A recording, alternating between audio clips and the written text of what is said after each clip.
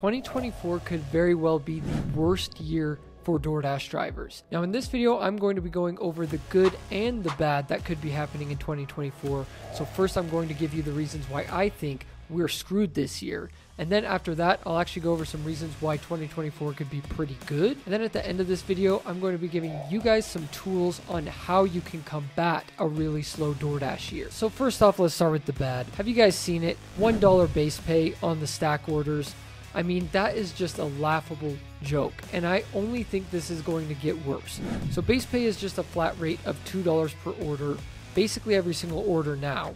And then if it's a stack order, it is $1 per order, so you still get that $2 of base pay. And this has slowly been going down by 50 cents every about 6 months to a year. And I think in 2024, we'll see base pay get the lowest it ever has been, probably $1.50 per order. I know Uber, I think already does this for Uber Eats. It's like $1.40 or something as the minimum base pay. So I think DoorDash is just going to continue to lower and lower that.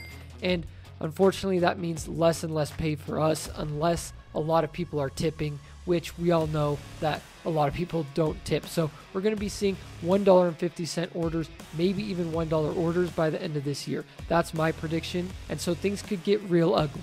The next reason is that there are going to be more drivers in 2024 than ever before. DoorDash has grown year over year. And I'm not just talking about the amount of orders that are made on the platform. I'm talking about the amount of drivers that are out there. It just keeps going up. Gig work is becoming one of the most popular things to do, especially in terms of a side hustle. DoorDash is the #1. So we could be seeing the most dashers on the road that we ever have, and that is just going to mean less orders. So if we have less base pay and less orders that we're getting, that just equals really bad pay.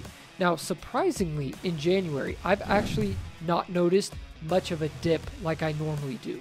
I made a video a couple weeks ago saying how bad the weeks after Christmas and New Year's are, but so far things have not been that bad. So that's actually a good sign going forward for 2024 that things actually could be good. But another reason why things are probably going to be pretty bad is that new feature that they're rolling out in New York, which is tip after delivery. That is where the customers now tip after delivery. And I just think that means less pay for a lot of us. Now, I just don't think that's going to translate into more tips. I think it's just going to make the people who are already on the fence about tipping just get their food and decide not to tip because they already have their food. Instead of having to tip beforehand because you don't want your food to be sitting there a while, they're just going to be like, nah, screw this. I already got my food. I didn't want to pay this much anyway. There's so many fees that I'm already paying for. I'm not tipping. So I think that's going to roll out across the country as well in 2024, which would not be a good sign for us. And then probably the biggest reason why it's probably not worth it to DoorDash in 2024 is because there's so many better uses of your time than DoorDashing. I would say the max you want to DoorDash per day is like 2 to 4 hours.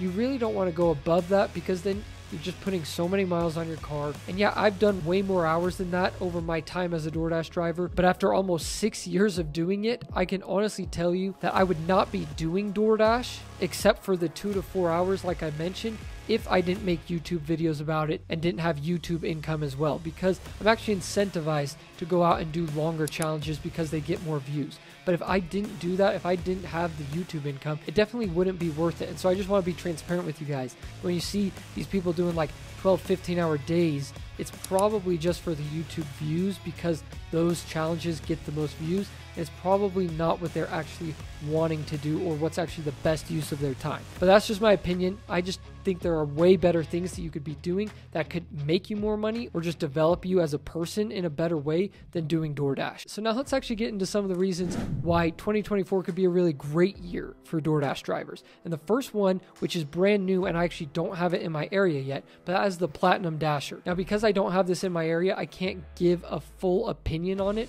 but just from what I've read and what I've seen, it does look like it would be pretty good. It allows you to get catering orders if you're not in the catering program, and there's a couple other perks that are a little bit better than Top Dasher.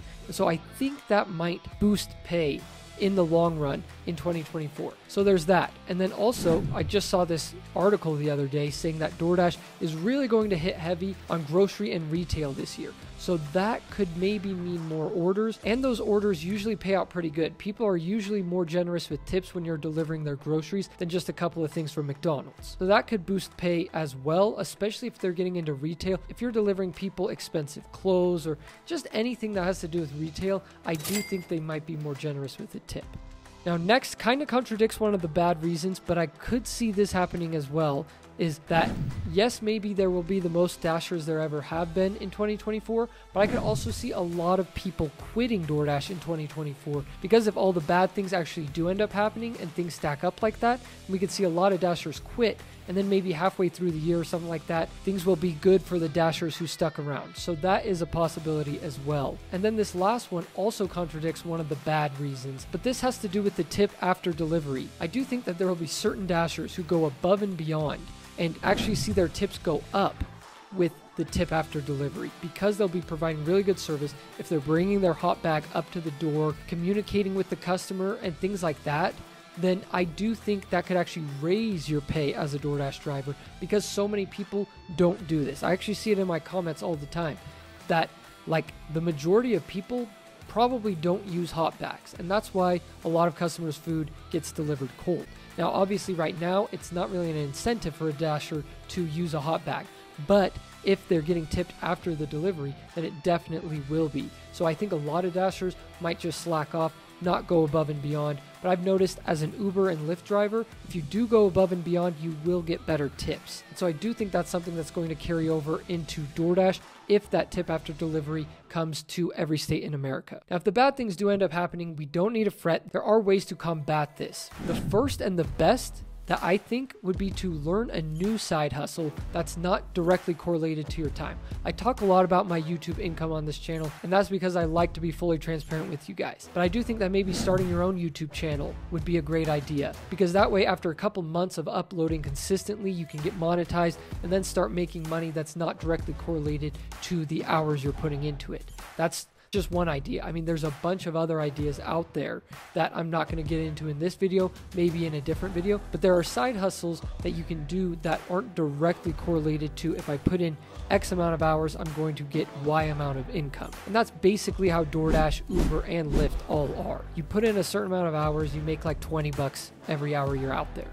There's a cap to how much you can make. But if you start a side hustle where there is no cap, say YouTube or even like an e-commerce business or anything, any side hustle like that, then you can really grow your income. And I think that's a way better use of your time than DoorDashing anyway. Next would be to spend time developing and learning new skills. These could just be random skills that don't make you any money or random skills that actually do make you money. Maybe you learn Photoshop, maybe you learn how to edit, maybe you learn marketing skills, maybe you learn how to run ads on Facebook, Instagram, TikTok, all sorts of different things you could learn. Maybe you don't even make them into a high income skill, but maybe it's just something you're interested in. Maybe you learn how to paint, something like that. I do think that's a way better use of your time than DoorDashing, especially if the pay declines as much as I think it probably will. Now, if you absolutely don't want to do either of those two things and you want to stay in the gig space, then I would definitely recommend trying rideshare and multi-apping. If DoorDash isn't cutting it, definitely try Uber and Lyft because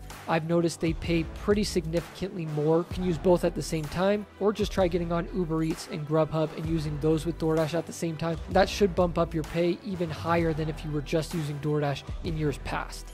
So you can try that, but my recommendation would be to try and transition out of gig work unless you're going to start making content about it so you can make money that way, or if you're only going to be doing it for like 2 to 4 hours at the most per day. But anyways, there you guys have it. If you learned something from this video or got anything out of it, make sure you subscribe. I'm really trying to hit 50,000 subscribers, and I got a lot of great content coming up. Thank you guys for watching. If you enjoyed this video, I think you'll enjoy this one over here, and I'll see you in the next one.